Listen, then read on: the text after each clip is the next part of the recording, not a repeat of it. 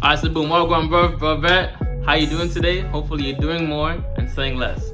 Now, sometimes when we get our money quickly, it leaves quickly. That's why you gotta be grateful for your struggle. Not saying you should enjoy the struggle or that you should like struggling, but that struggle or the path to get to money, it really develops your character and makes you value both opposites, the having a lot of money and not having a lot of money. And when you give rookies or celebrities or anybody notable a lot of money at a young age, more oftentimes than not, they will squander it. It just is what it is. It's human nature.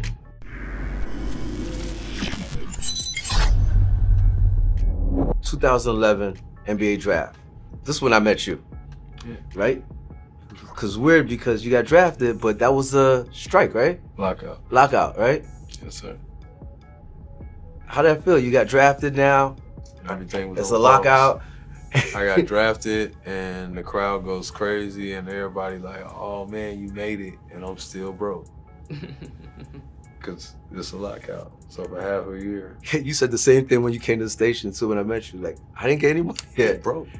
They're like, "What's the first thing you bought?" Still broke. You ain't take a loan out. I know you good for it. I'm like, nah. I've been broke my whole life. I could be broke till this over. Hey, I can wait, right? Real talk. Like, I was already broke. That's the worst. I'm gonna say it again. That's the worst thing you could ever do, right? Taking out a loan or paying an emergency with a credit card. He didn't get paid yet, right? The whole CBA stuff, the whole negotiation. So he didn't really get official payment from the league or anything, right? So a pro tip, very good pro tip. Never put an emergency expense on your credit card or take out a loan for an emergency expense. If you had the money, you would have used it, right? That's why I always say have $1,000 of a savings in your savings account, right? Just if you want to live life, sure, live life, but have a contingency plan of $1,000 in your savings account already, so that if anything happens, you have the money for it, right? And how do you do that? You do that by putting anywhere from 10 to 30% of your bi-weekly or monthly income into your savings account as the first thing you do with that money. As soon as you get that deposit, 10%, put it away, stock it and pile it into your savings account on a regular basis. If he was like other athletes, which he's gonna talk about now, he would have taken out a loan for having money that he doesn't even know is coming in yet, right? That's the thing. That is the thing with an emergency expense, right? A car goes down or a medical bill. You don't know how much or when exactly that money will come back in, right? So now you got into debt. You use the emergency on a credit card debt, and you don't know when or how much of it you'll be able to pay. And now you get into that cycle of having debt, only paying the minimum balance, and then continuously having more and more debt. So the full bulletproof method to not get into credit card debt or to not fuck yourself over essentially is to have $1,000 and never ever use your emergencies on a student on taking out a loan or paying that with a credit card. Never that. A credit card is only supposed to be used on things that you would have purchased anyways, not on emergencies.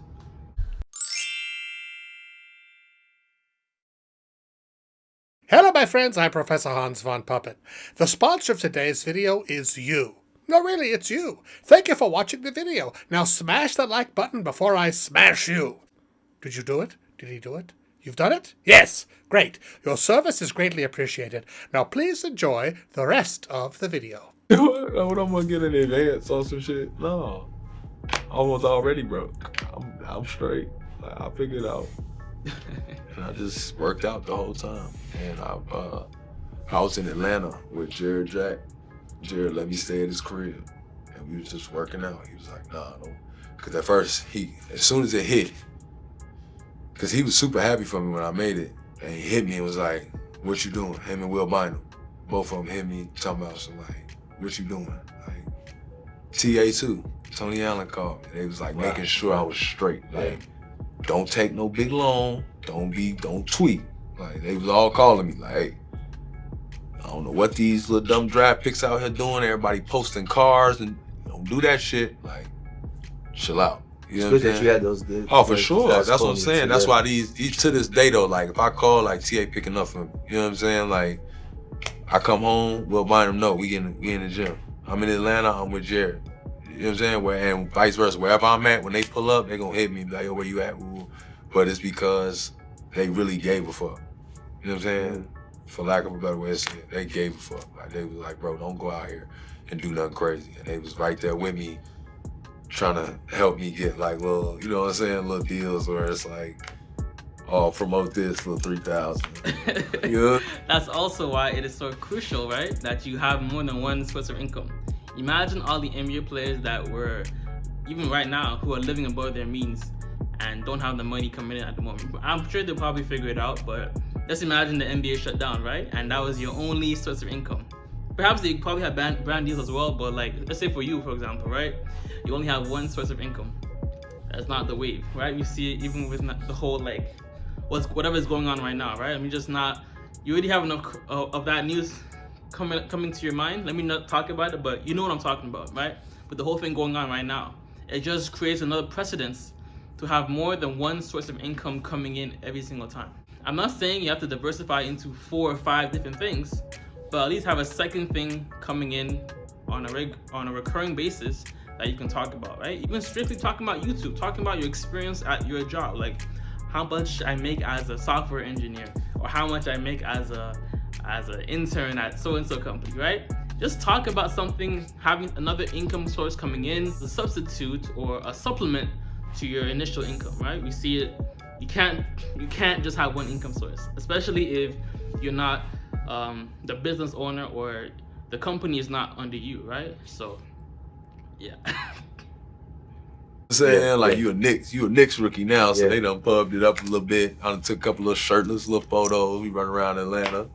You know what I'm saying? Little trying to get little hostess, little 5,000 here, 4,000. That holds you down for a little something. Yeah, but it's like after a while, you done did 10 parties, you sitting on 40. Like you was just broke. Right.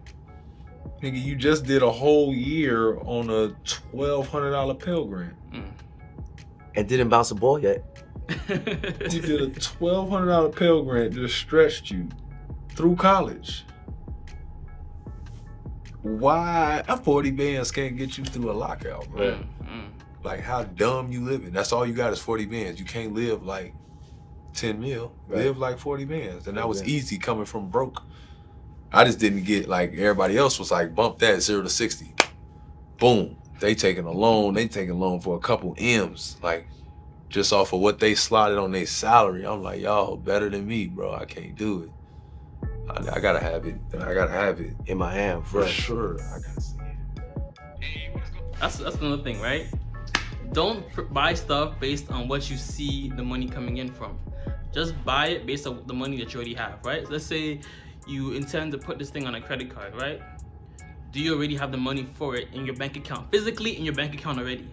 If so, use your credit card, pay for that thing, and then obviously pay the credit card off real quick. But I feel like a lot of times, and this happened to me as well, the reason why I got, wasn't like consumer debt, but like it was business related debt like that I ended up having. But I was always calculating how much ROI I would get based off of my initial investment. So I would buy, this is when I was doing Amazon FBA, I would like essentially e-commerce, right? So the same thing, kind of similar as Shopify, you always hear about that.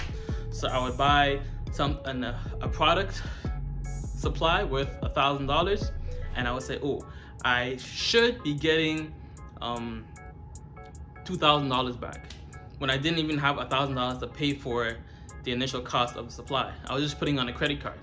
And then obviously what would happen is I would make less than the initial amount that I charged to my credit card. I maybe only make 800 back or 900 back, or in some cases I would make even, but in a lot of cases I would lose money.